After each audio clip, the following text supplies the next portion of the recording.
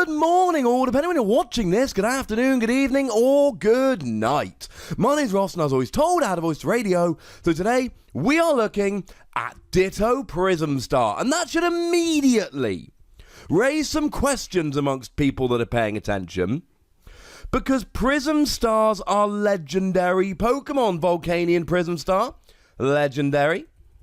Solgaleo Prism Star, legendary. I mean, we could keep going, but you get the point here, ladies and gentlemen. They are not regular Pokemon. Well, Ditto is a regular Pokemon. Or is it? That, ladies and gentlemen, is a question for another day and another video. Although, do let me know if you want me to make that video, and maybe I shall do so. Point is, it's a regular Pokemon that somehow finds its way into being a Prism Star. And straight off the bat, it's good. Now, it's not got a nice HP. 40 HP is incredibly low, and this ain't going to last long against pretty much anything. And I suppose the one good thing we can say about it is that Buzzwole does 30 damage to the bench, so it won't be KO'd by a Buzzwole with the residual damage from Jet Punch. Yay! But there's not much else to be particularly happy about with this particular one. Retreat cost of 1 is nice because you can use Escape Board to get free retreat, which we will be post-rotation. And fighting weakness, I mean, Buzzwole is going to get a one-hit KO with Jet Punch before it even pops down a modifier like Diancie Prism Star. So it doesn't really matter, to be perfectly honest. It's got such a low HP that the weakness really is irrelevant. Although I suppose if it had 40 HP and it wasn't weak to fighting, it could survive a hit from Buzzwole with no modifiers whatsoever. When was the last time you faced a Buzzwole with no modifiers? Yeah, me too. And it is a colourless Pokemon, which means that you don't get any of those extra fancy tricks that other types do, yet. Now, being a Prism Star, you can only have one of it in your deck, and when it gets discarded, it goes straight to the lost zone. It never actually ends up in the discard pile. What does it do? Well, our translation here comes from the lovely Antoine Boulay, as well as the lovely David Hochmann. David popped it up on his Facebook, and Antoine, lovely chap, he copied me into a tweet about it. I love him for doing so. And essentially, you can evolve it into any stage ones you like. Now, you've got to do the usual thing of wait for a turn before you can evolve it up, and you can't evolve on the first turn, but you can evolve it into any stage one. Side note, anyone else notice that Ditto's clearly got his hands up, kind of like he's willing to have a fight? How cool is that? Almost as cool as the fact that you can evolve it into any Pokemon whatsoever. And this just opens you up for so many different plays that you can make.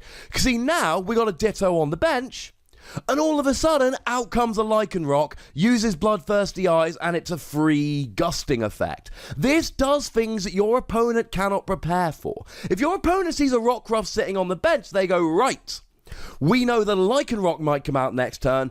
I need to prepare for that. I've got one Pokemon on my bench I really don't want to lose. Let's bench a second one, for instance. You can't prepare so well if there's a Ditto on the bench. How about Alola Muck? Your opponent's sitting there thinking, right, well, I'll just play this Tapu Lele next turn to grab myself an Ace Roller, and we are off and rolling. And then you evolve your Ditto into an Alola Muck, and then your opponent cannot play that Tapu Lele, or I suppose to be more precise, they can play the Tapu Lele, but they cannot use the ability to search for any supporter card that they like. It's a lot of fun here. I'll give you one more example. Zoroark. Zoroark here is just great for trade. You discard one card from your hand and you draw 2 cards. Zoroark is brilliant as draw power, especially post-rotation when Octillery will be rotating out. But we don't always want to play Zoroark. For instance, against the Lycanroc, we do not want it gusted into the active and easily KO'd to give up 2 prizes. Well, that's what's so good about Ditto. If you're worried about Lycanroc, don't evolve it into a Zoroark. And the best thing is, it's not like a Rockruff where you leave it on the bench and just, you got a Rockruff sitting there. Because it's a Ditto, don't evolve it into Lycanroc, evolve it into something else. And while we're here, you don't need to play the basic Pokemon. You don't need to play a Rockruff in order to play a Lycanroc. You don't need to play a Zorua in order to play a Zoroark.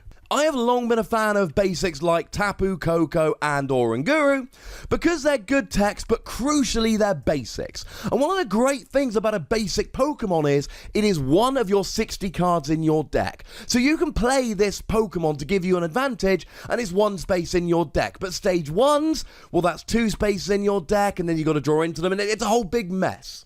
That is not entirely, but it is partially fixed by Ditto. Now, it's a one-card tech again. Now, just to be clear, you can't just start going nuts and play one Lycanroc, one Alola Muck, one Zoroark, because at the end of the day, you can still only play one Ditto. And when it gets discarded, you can't recover it with something like a Rescue Stretcher, because it's a Prism Star, it's gone for the rest of the game. That is far from ideal. But what it can be is a 5th basic. So let's say, for argument's sake, you really want to get multiple turn 2 Zoroarks. What you really want to do is bench 4 Zorua. But imagine if you could bench 5 Zorua. But the thing is, it's not just that you can bench a 5th Zorua, it's that there's a 5th one in your deck. You're more likely to draw into your 2nd or 3rd Zorua if you're playing 5 than if you're playing 4, and Ditto is that 5th basic.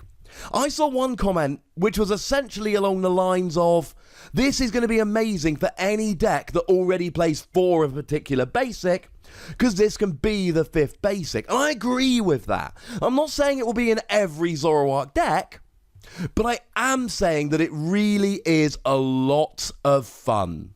As a side note here, as a quick ruling query, if you look at the text of the ability, there's clearly the number 1 there. As in, you can only evolve it into a stage 1. You cannot rare candy this Ditto into a stage 2 Think Gardevoir. So it is your 5th basic, but it's only your 5th basic for a stage 1.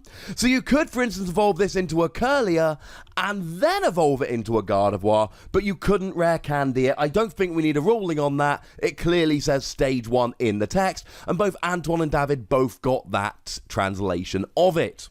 Really here, it just gives you options. Zoroark, Lycanroc decks, you can pop down 1 Zorua and 1 Rockruff and 1 Ditto, and then if your only Zorua gets knocked out, you've still got Ditto. If your only Rockruff gets KO'd, you've still got Ditto.